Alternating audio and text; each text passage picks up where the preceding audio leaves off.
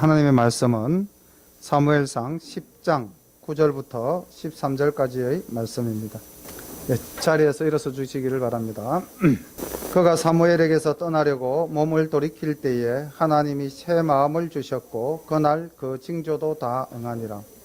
그들이 산에 이를 때에 선지자의 무리가 그를 영접하고 하나님의 신이 사울에게 크게 임함으로 그가 그들 중에서 예언을 하니 전에 사울을 알던 모든 사람이 사울의 선지자들과 함께 예언함을 보고 서로 이르되 기스의 아들의 당한 일이 무엇이뇨?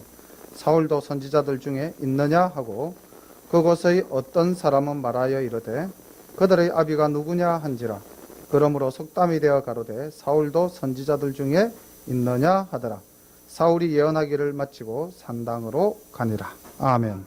오늘은 이제 사무엘상 9장, 10장 두 장의 말씀을 함께 보도록 하겠습니다. 말씀을 준비하면서 사울이 왕이 된 것은 사울의 자의적인 뜻이 아니었죠. 그리고 사울이 왕이 될 때 그 사울의 믿음이라는 것이 얼만큼 그 왕의 자리를 감당할 수 있는 믿음이 있었을까? 이런 것들을 한번 생각해 보게 되었습니다. 왜냐하면요, 오늘 이 사무엘상에서 만나게 된 사울의 인품은 참으로 뛰어난 사람입니다. 인품이 훌륭한 사람이에요. 그런데 왜 이 사람이 이 왕 자리에서 실패하고 말았는가? 나중에 나오는 다윗과 비교해 보면은 우리 중심에 하나님이 있고 없고의 차이인 것 같습니다. 그 사람의 성품이 좋고 나쁘고가 문제가 아니고 그 마음에 하나님에 대한 뜨거운 열망, 뜨거운 믿음이 있는가 없는가가 참 소중하다라는 것을 준비하면서 제가 개인적으로 은혜를 받았습니다. 베냐민 지파에 기스라 이름하는 유력한 사람이 있으니 그는 아비엘의 아들이요 스롤의 손자요 베고라스의 정손이요 아비야의 현손이라. 베냐민 사람이더라. 기스가 아들이 있으니 그 이름은 사울이요 준수한 소년이라.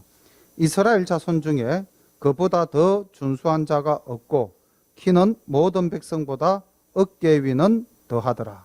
그러니까 사울의 지금 족보와 사울의 그 외모를 묘사하고 있는데 아마 오늘날로 치면 거의 톱탤런트급 이상의 그런 용모를 가졌고요.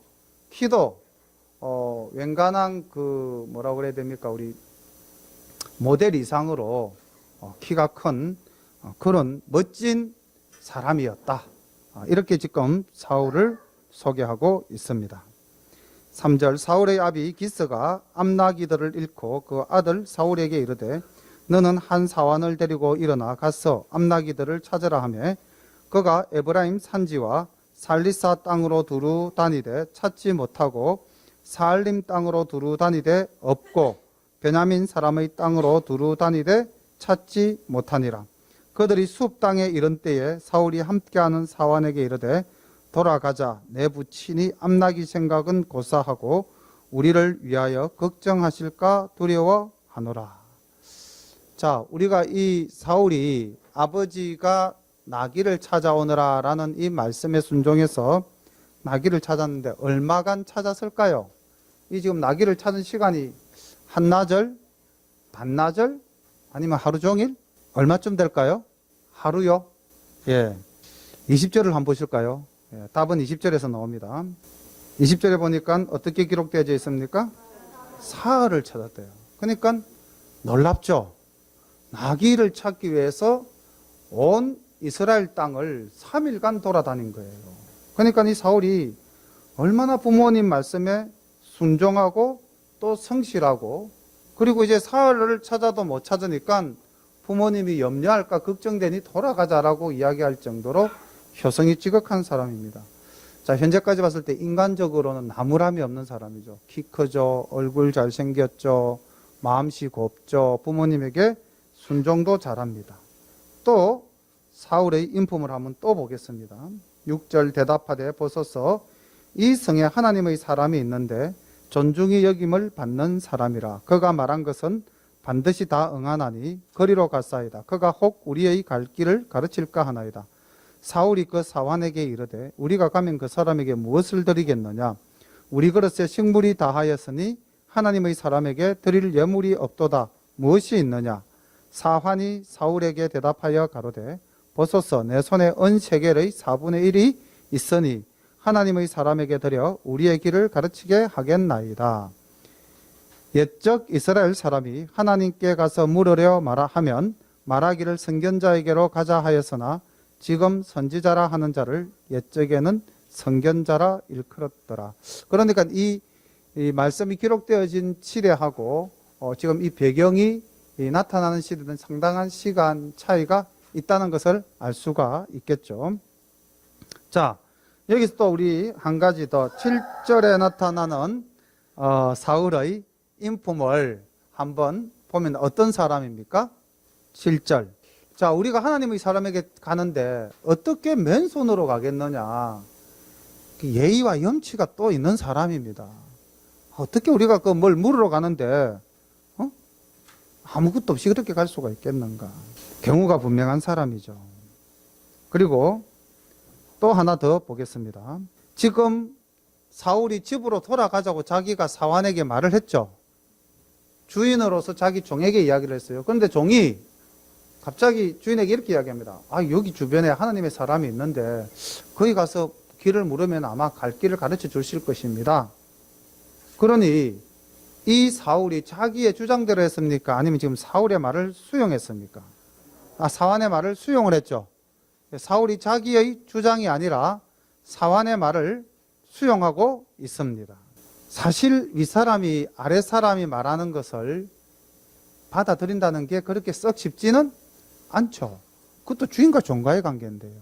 그런데 이렇게 본다면 사울은 그 조력자가 하는 좋은 말이라면은 그것을 능히 받아들일 수 있는 또한 넉넉한 인품이 있음도 우리는 알 수가 있습니다. 사실 우리가 이 땅을 살아가면서 내 고집대로 내 생각대로 하기보다는 좋은 조력자를 만나서 그 조언을 들어서 문제가 해결되어지는 경우가 많이 있습니다. 그래서 항상 내 중심보다는 협력해서 선을 이루는 그런 관계지향성으로 생활한다면 훨씬 더 아름다운 열매를 맺지 않겠는가라는 생각을 해봅니다.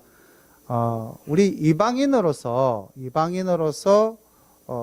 엘리사에게 와서 문둥병남을 받은 사람이 있는데 그 사람이 아람 장수 나아만이라는 사람이 있죠. 그 나아만은 누구의 말을 듣고 아람에서 이스라엘까지 왔습니까? 자기 집에 있는 계집종의 말을 듣고 왔습니다. 한 나라의 장군이 계집종의 말을 듣고 와서 병나음을 얻은 그런 역사를 우리가 보게 될 때 조력자의 도움은 우리의 문제를 해결해 주는 그러한 능력이 있음을 봅니다. 그래서 나를 죽이는 자가 지혜로운 사람입니다. 10절 사울이 그 사환에게 이르되 내 말이 옳다 가자 하고 그들이 하나님의 사람 있는 성으로 가니라. 그들이 성을 향한 비탈길로 올라가다가 물길로 나오는 소녀들을 만나 그들에게 묻되 선견자가 여기 있느냐? 그들이 대답하여 가로되 있나이다. 보소서 그가 당신보다 앞섰으니 빨리 가소서. 백성이 오늘 산당에서 제사를 드리므로 그가 오늘 성에 들어오셨나이다. 당신들이 성으로 들어가면 그가 먹으러 산당에 올라가기 전에 곧 만나리이다. 그가 오기 전에는 백성이 먹지 아니하나니 이는 그가 제물을 축사한 후에야 청함을 받은 자가 먹음이라. 그러므로 지금 올라가소서 금시로 만나리이다 하는지라. 그들이 성읍으로 올라가서 거리로 들어갈 때에 사무엘이 마침 산당으로 올라가려고 마주 나오더라. 사울의 오기 전날에 여호와께서 사무엘에게 알게 하여 가라사대 내일 이맘때에 내가 베냐민 땅에서 한 사람을 내게 보내리니 너는 그에게 기름을 부어 내 백성 이스라엘의 지도자를 삼으라. 그가 내 백성을 블레셋 사람의 손에서 구원하리라. 내 백성의 부르짖음이 내게 상달하였으므로 내가 그들을 돌아보았노라 하시더니 사무엘이 사울을 볼 때에 여호와께서 그에게 이르시되 보라, 이는 내가 내게 말한 사람이니 이가 내 백성을 통할하리라 하시니라. 사울이 성문 가운데 사무엘에게 나아가 가로되 선견자의 집이 어디인지 청컨대 내게 가르치소서. 사무엘이 사울에게 대답하여 가로되 내가 선견자니라. 너는 내 앞서 산당으로 올라가라. 너희가 오늘날 나와 함께 먹을 것이요 아침에는 내가 너를 보내되 내 마음에 있는 것을 다 내게 말하리라. 사흘 전에 이런 내 암나기들을 염려하지 말라. 찾았느니라. 온 이스라엘의 사모하는 자가 누구냐? 너와 내 아비의 온 집이 아니냐? 사울이 대답하여 가로되 나는 이스라엘 지파의 가장 작은 지파 베냐민 사람이 아니오며 나의 가족은 베냐민 지파 모든 가족 중에 가장 미약하지 아니하나이까? 당신이 어찌하여 내게 이같이 말씀하시나이까? 자, 지금 사무엘과 사울이 만나는 장면인데 지금 사환의 말을 듣고 사무엘이 있는 라마 성으로 올라갑니다. 그런데 그때 또 사무엘은 이스라엘 전역을 순회하면서 말씀을 전거하다가 이제 라마로 올라오는, 그러니까 타이밍이 딱 맞는 그 시간이죠. 우연일까요? 아니면 하나님의 섭리일까요? 우연은 없습니다. 이게 하나님의 섭리입니다. 그리고 하나님께서는 전날에 베냐민 사람 사울을 내게 보낼 것이다 라고 사무엘에게 말씀을 하셨고, 사울이 사무엘에게 이제 길을 묻고 만났을 때에 사울이 하나님이 보낸 사람임을 이제 통보받는 것이죠. 그런데 문제는 여기 가만히 보니까 사무엘이 지금 올라가서 제사를 드린 음식을 나눌 때에 청함을 받은 사람이 있다고 기록되어져 있죠. 아마 12지파의 뭐 장로들이나 하여튼 그런 사람들이겠죠. 그런데 잘 보시면은 사울은 사무엘을 알아봅니까? 알아보지 못합니까? 사울은 지금 사무엘을 전혀 알아보지 못하고 있습니다. 그렇다면은 이 사울이 어떤 사람이라는 것으로 미루어 짐작이 됩니까?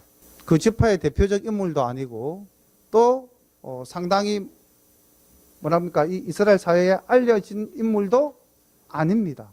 정말로 자신의 그 겸손한 표현대로 가장 작은 지파 베냐민 사람 중에서 가장 또 베냐민 지파 중에서도 가장 미약한 집안의 아들임을 자기가 고백하고 있습니다. 그게 사울이 굉장히 사람들 보기에는 뛰어남이 전혀 없는 부족한 무명의 인물이라는 것을 우리가 알 수가 있죠.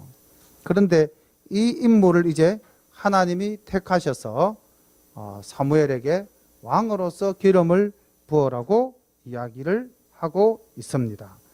아까 16절에 보면은 내일 이맘때에 내가 베냐민 땅에서 한 사람을 내게 보내리니 너는 그에게 기름을 부어 내 백성 이스라엘의 지도자를 삼으라. 자, 이렇게 그러면은 여기서 우리가 또 하나 미리 지난 시간에 들었던 말씀을 생각하면서 한번 돌이켜 봅시다. 지금 이스라엘에 왕이 사실적으로 필요합니까? 필요하지 않습니까? 왕이 필요하지 않죠. 그런데 지금 왕을 구한 것은 사람의 뜻입니다. 그 사람의 뜻에 의해서 사무엘도 그 마음에 실현바되었고 하나님도 그 마음에 원하시는 바가 아니셨지만은 사람의 요구에 부득이하게 응했는데 그 대상이 지금 사울입니다. 그리고 사울은 여러 가지 인품적인 면에서는 뛰어난 사람이지만은 인간 세상에서 봐도 한미한 집안의 사람이고 그 마음에 하나님에 대한 강렬한 믿음이 없음을 우리는 알 수가 있습니다. 왜? 사울을 봐도 사무엘을 만나도 사울은 알아보지를 못하는, 그러니까 자기 민족의 지도자, 그러니까 그 당시 사무엘은 제사장이요 사사요 선지자였는데 그를 알아보지 못할 정도였다면은 이 사람은 그 마음속에 믿음이 그렇게 있지 않았다고 봐야 되겠죠. 지금 이 사울의 모습을 볼 때 하나님에 대한 고백이 있습니까? 없습니까? 단 한 군데도 하나님에 대한 고백을 찾아볼 수가 없었습니다. 오히려 그 집 종이 더 사울보다도 신앙적으로는 앞선 사람이었죠. 여기 라마에 가면 사무엘이 있습니다. 그분에게 길을 물어봅시다 라고 말할 정도로 사울은 믿음이 부족하였던 사람인 것 같습니다. 22절 봅니다. 사무엘이 사울과 그 사환을 인도하여 객실로 들어가서 청한 자 중 수석에 앉게 하였는데 객은 30명가량이었더라. 30명가량이 지금 초청을 받은 그 무리 속에도 사울은 포함이 안 되는 사람이었죠. 사무엘이 요리인에게 이르되 내가 내게 주며 내게 두라고 말한 그 부분을 가져오라. 요리인이 넓적다리와 그것에 붙은 것을 가져다가 사울 앞에 놓는지라. 사무엘이 가로되 보라 이는 두었던 것이니 내 앞에 놓고 먹으라. 내가 백성을 칭할 때부터 너를 위하여 이것을 두어서 이때를 기다리게 하였느니라. 그날에 사울이 사무엘과 함께 먹으니라. 지금 앉은 자리가 제일 상석에 앉게 하였고요. 음식도 제사장이 먹는 음식을 지금 사울에게 내어놓고 같이 먹게 하는 장면을 볼 수가 있습니다. 사무엘은 사울을 왕의 기름 부을 자로 이미 대접을 하고 있는 것이죠. 그리고 많은 사람들 앞에 그 위상을 세워주고 있습니다. 25절 그들이 산당에서 내려 성에 들어가서는 사무엘이 사울과 함께 지붕에서 담화하고 그들이 일찍이 일어날새 동틀 때 저음이라. 사무엘이 지붕에서 사울을 불러 가로되 일어나라 내가 너를 보내리라 하매 사울이 일어나고 그 두 사람 사울과 사무엘이 함께 밖으로 나가서 성읍 끝에 이르매 사무엘이 사울에게 이르되 사완으로 우리를 앞서게 하라. 사완이 앞섬에 또 가로되 너는 이제 잠깐 서 있으라. 내가 하나님의 말씀을 내게 들리리라. 자, 이제 그러면서 하룻밤을 지새고 사무엘이 사울에게 이제 하나님이 내게 기름을 붓기로 했다라는 중차대한 말씀을 증거하려고 합니다. 하나님의 말씀을 내게 들리리라 하면서 그 전에 두 가지 사무엘이 사울에게 전제 조건을 달았습니다. 첫 번째가 뭡니까? 사완을 먼저 가게 해라고 했습니다. 그러니 이때까지 나와 함께 동행했던 자, 이 길을 안내해서 자기를 인도했던 자를 일단 먼저 내보내라고 그러죠. 사실 우리가 의지했던 사람과 잠시라도 헤어진다는 것은 그 마음에 뭔가 불안하고 안정스럽지 못할 수가 있겠죠. 그죠? 그런데 우리가 하나님의 말씀을 듣기 위해서는 집중해야 되고 우리 주변을 어지럽게 하는 요소들을 물리쳐야 됩니다. 다시 말하면 오늘 하나님의 제단에 예배드리러 나올 때는 잠시 세상의 모든 짐을 내려놓고 이 자리에서 하나님의 말씀을 들을 준비를 하셔야 하는 것입니다. 그리고 또 가던 걸음을 멈춰라고 이야기했습니다. 잠깐 서 있어라. 하던 동작을 멈춰라는 것이죠. 우리가 뭔가 분명히 우리 계획한 것이 있고 또 그것을 실행할 수도 있습니다. 그런데 주일이 되면 예배를 드리게 되면 이런 것들도 보류해야 됩니다. 지금 앉아서 바깥 일을 걱정하고 계신다면 말씀이 전혀 귀에 들어오지를 않겠죠. 그러니까 이 시간에는 모든 것을 다 떠나서 집중해서 하나님께 예배드리고 말씀 듣는 것에 우선해야 되지 주변 것을 돌아보아서는 안 될 것입니다. 자, 그렇게 두 가지를 요구한 후 10장 1절 이에 사무엘이 기름병을 취하여 사울의 머리에 붓고 입맞추어 가로되 여호와께서 내게 기름을 부어서 그 기업의 지도자를 삼지 아니하셨느냐. 내가 오늘 나를 떠나다가 베냐민 경계 셀사에 있는 라헬의 묘실 곁에서 두 사람을 만나리니 그들이 내게 이르기를 내가 찾으러 갔던 암나기들을 찾은지라. 내 아비가 암나기들의 염려는 놓았으나 너희를 인하여 걱정하여 가로되 내 아들을 위하여 어찌하리요 하더라 할 것이요. 내가 거기서 더 나아가서 다볼 상수리 나무에 이르면 거기서 하나님께 배우려고 베델로 올라가는 세 사람이 너와 만나리니 하나는 염소 새끼 셋을 이끌었고 하나는 떡 세 덩이를 가졌고 하나는 포도주 한 가죽 부대를 가진 자라. 그들이 내게 문안하고 떡 두 덩이를 주겠고 너는 그 손에서 받으리라. 그 후에 내가 하나님의 산에 이르리니 그곳에는 블레셋 사람의 영문이 있느니라. 내가 그리로 가서 그 성읍으로 들어갈 때에 선지자의 무리가 산당에서부터 비파와 소고와 저와 수금을 앞세우고 예언하며 내려오는 것을 만날 것이요 내게는 여호와의 신이 크게 임하리니 너도 그들과 함께 예언을 하고 변하여 새 사람이 되리라. 이 징조가 내게 임하거든 너는 기회를 따라 하나님이 따라 행하라. 하나님이 너와 함께 하시느니라. 너는 나보다 앞서 길갈로 내려가라. 내가 내게로 내려가서 번제와 화목제를 드리리니 내가 내게 가서 너의 행할 것을 가르칠 때까지 7일을 기다리라. 그가 사무엘에게서 떠나려고 몸을 돌이킬 때에 하나님이 새 마음을 주셨고 그날 그 징조도 다 응하니라. 자, 지금 10장 들어오면 이제 사무엘이 사울에게 기름을 붓는 장면이 나옵니다. 근데 이게 만 백성이 보는 앞에서 공개적으로 이루어졌습니까? 아니면 두 사람만이 있는 곳에서 엄밀하게 이루어졌습니까? 자, 왕을 삼는 기름 붓는 일이라면 모든 백성이 보는 앞에서 행하는 것이 마땅하겠죠. 그런데 지금 엄밀하게 단 두 사람이 이 일을 행하고 있어요. 근데 지금 또 여기 이 말씀을 보면은 사무엘이 사울에게 세 가지 표징이 나타날 것이다 라고 이야기하고 있습니다. 사울에게. 그렇죠? 예, 첫 번째가 뭡니까? 자, 사람을 만날 것인데 나귀를 찾았다는 소식을 듣게 될 것이다. 그 이야기를 합니다. 또 하나는 뭡니까? 자, 염소와 떡덩이 들고 가는 사람이 너에게 떡을 줄 것이다. 그렇게 이야기를 하고 있죠. 세 번째는 뭡니까? 선지자들을 만나게 될 것인데 너도 그들과 함께 예언을 하게 될 것이다. 왜 사무엘이 사울에게 이렇게 세 가지 징조를 이야기했을까요?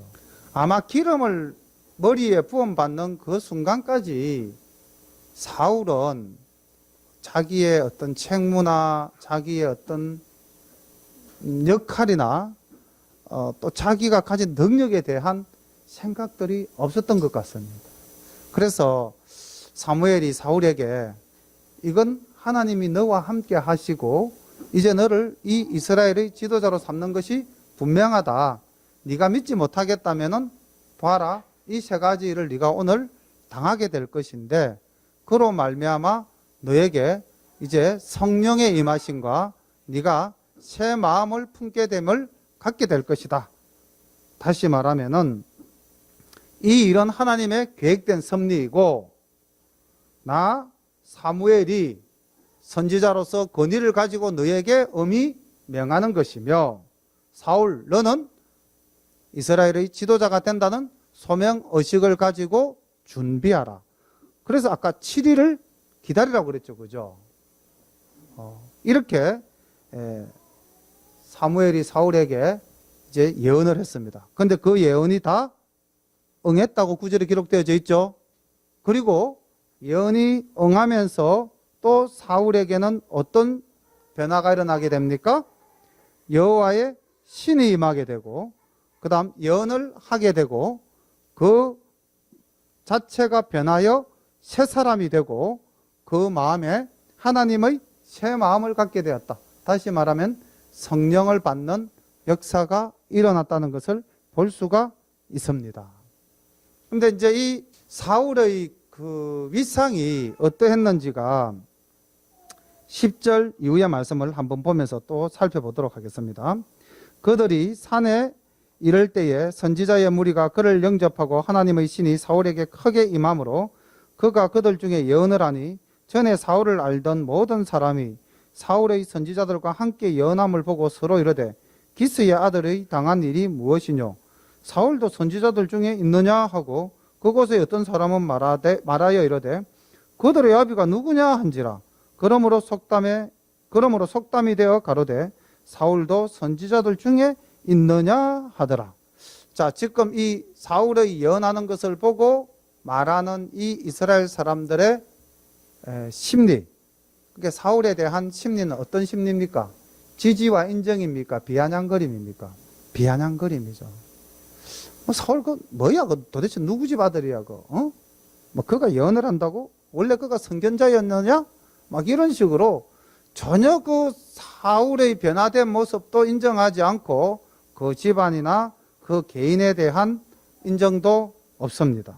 조금 우리 넘어가서 27절을 한번 볼까요? 27절을 한번 보겠습니다. 10장 27절. 어떤 비류는 가로되 이 사람이 어떻게 우리를 구원하겠느냐 하고 멸시하여 예물을 드리지 아니하니라. 지금 이 앞 장면은 뭐냐면요, 이제 이스라엘 백성들이 보는 앞에서 기름을 붓는 장면이 나옵니다. 그럼에도 불구하고 어떤 비류, 어떤 사람들은 사울을 왕으로 인정합니까? 인정하지 않습니까? 공식적으로 기름을 부었음에도 불구하고 사울을 왕으로 인정하지 않는 모습을 우리는 발견할 수가 있습니다. 13절. 사울이 예언하기를 마치고 산당으로 가니라. 사울의 숙부가 사울과 그 사환에게 이르되 너희가 어디로 갔더냐? 사울이 가로되 암나기를 찾다가 얻지 못하므로 사무엘에게 갔었나이다. 사울의 숙부가 가로되 청하노니 사무엘이 너희에게 이런 말을 내게 구하라. 사울이 그 숙부에게 말하되 그가 암나기를 찾았다고 우리에게 분명히 말하더이다 하고 사무엘의 말하던 나라의 일은 고하지 아니하니라.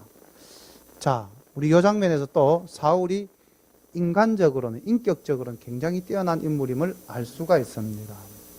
사람은요, 뭐든지 자기에게 좀 뭐라고 그래야 되나, 좋은 일이 생기면은 자랑하고 싶고 과시하고 싶은 것이 인간의 욕망이죠. 근데 지금 이 사울 보십시오. 그 개인의 인품으로 봐서는 참 부족함이 없는 사람입니다. 삼촌을 만나서 그 삼촌이 묻죠. 너 사무엘을 만났다면서? 예, 만났습니다. 그래, 그가 너에게 무슨 말을 하더냐? 그때 보통 사람이라면은 저에게 기름을 부어주고요, 저를 이스라엘의 왕이 된다고 하셨고요, 그 표적으로 세 가지를 이야기했는데 그게 희한하게 오면서 경험을 하니까 다 맞아 떨어졌어요. 충분히 이야기할 수 있겠죠? 아니겠습니까? 근데 지금 사울이 이야기를 합니까? 안 합니까? 안 하죠. 그런 걸 봤을 때는 굉장히 그 혀를 조심하는, 다시 말하면은 말을 조심하는, 자랑하지 아니하는 그런 겸손함이, 신실함이 그 속에 있음을 볼 수가 있습니다. 17절. 사무엘이 백성을 미스바로 불러 여호와 앞에 모으고 이스라엘 자손에게 이르되 이스라엘 하나님 여호와께서 이같이 말씀하시기를 내가 이스라엘을 애굽에서 인도하여 내고 너희를 애굽인의 손과 너희를 앞지 않은 모든 나라의 손에서 건져내었느니라 하셨거늘 너희가 너희를 모든 재난과 고통 중에서 친히 구원하여 내신 너희 하나님을 오늘날 버리고 이러기를 우리 위에 왕을 세우라 하도다. 그런즉 이제 너희 지파대로 1000명씩 여호와 앞에 나오라 하고 사무엘이 이에 이스라엘 모든 지파를 가까이 오게 하였더니 베냐민 지파가 뽑혔고 베냐민 지파를 그 가족대로 가까이 오게 하였더니 마드리의 가족이 뽑혔고 그 중에서 기스의 아들 사울이 뽑혔으나 그를 찾아도 만나지 못한지라. 그러므로 그들이 또 여호와께 묻되 사람이 여기 왔나이까? 여호와께서 대답하시되 그가 행구 사이에 숨었느니라. 그들이 달려가서 거기서 데려오매 그가 백성 중에 서니 다른 사람보다 어깨 위나 더 크더라. 사무엘이 모든 백성에게 이르되 너희는 여호와의 택하신 자를 보느냐? 모든 백성 중에 짝할 리가 없느니라 하니 모든 백성이 왕의 만세를 외쳐 부르니라. 사무엘이 나라의 제도를 백성에게 말하고 책에 기록하여 여호와 앞에 두고 모든 백성을 자기 집으로 보내매 사울도 기브아 자기 집으로 갈 때에 마음이 하나님께 감동된 유력한 자들은 그와 함께 갔어도 어떤 비류는 가로되 이 사람이 어떻게 우리를 구원하겠느냐 하고 멸시하며 예물을 드리지 아니하니라. 그러나 그는 잠잠하였더라. 자, 여기에서도 사울의 인품을 우리가 또 하나 발견할 수 있죠. 뭡니까?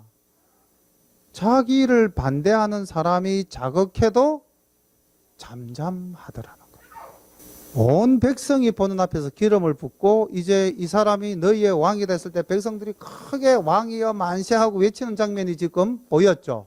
그런데 그 이후에 사울이 어디로 갑니까? 아니, 행구사에 숨은 거는 이제 사람을 뽑을 때 자기의 겸손함을 드러내기 위해서 앞서지 않고 숨어 있었던 거고요. 지금 그렇게 해서 이제 찾아와서 기름을 붓고 왕으로 이렇게 이제 공포를 했지 않습니까?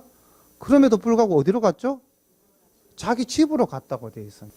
그러니 지금 아무리 백성이 왕으로 만세를 외쳐도 또 일부 하나님의 그 마음에 그 합한 유력한 자들이, 하나님께 감동된 유력한 자들이 사울의 곁에 있다 할지라도 왕으로서의 위상을 확립하지 못했다는 것을 알 수가 있습니다. 여하튼 오늘 우리가 이 9장과 10장에서 만난 그 이스라엘의 왕, 그 왕이 선출되어지는 가정, 그 가정 속에서 아직도 안정되지 못한 그 나라의 체제, 이런 것들을 볼 수가 있습니다. 그런데 왜 지금 이런 혼란한 가운데 왕이 등극하고 왕이 인정을 받지 못할까요? 그 이유는 사울이 아무리 인품적인 측면에서 봤을 때 뛰어난 사람이라 하더라도 그 마음에 하나님에 대한 온전한 믿음이 없었기 때문입니다. 또 하나는 하나님께서 원해서 마음에 합한 자로 왕을 세운 것이 아니라 백성들의 요구에 의해서 억지로 세워진 왕이었습니다. 그래서 우리가 이 말씀을 가지고 볼 때 우리가 억지로 하나님께 원하고 기도하는 것이 설사 이루어졌다 할지라도 그것은 하나님의 기뻐하시는 뜻이 아니라는 것이고요.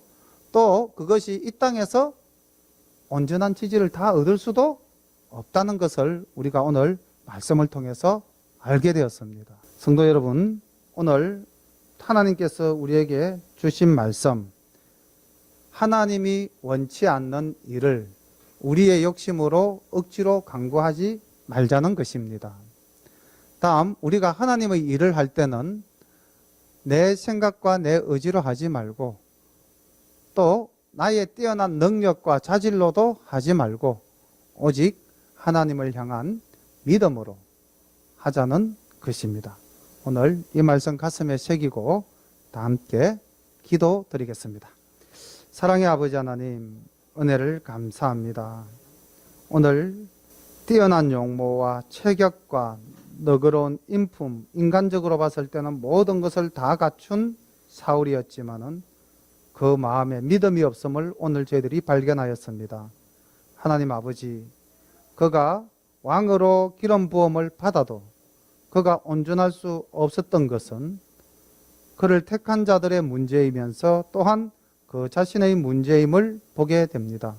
아버지 하나님, 항상 저희들이 주님 앞에서 주님의 일을 할 때에 우리 마음속에 온전히 주님만을 모시고 주님의 뜻에 합당한 일을 하는 우리 모두가 될 수 있도록 인도하여 주시옵소서. 또한 이 시간 주님께 예배 드릴 때에 우리의 분주한 마음과 세상에 대한 염려를 다 내려놓고 오직 신령과 진정으로 예배드리며 하나님께 집중하는 우리 모두가 될 수 있도록 인도하여 주시옵소서. 예수님의 이름으로 감사하며 기도드립니다. 아멘.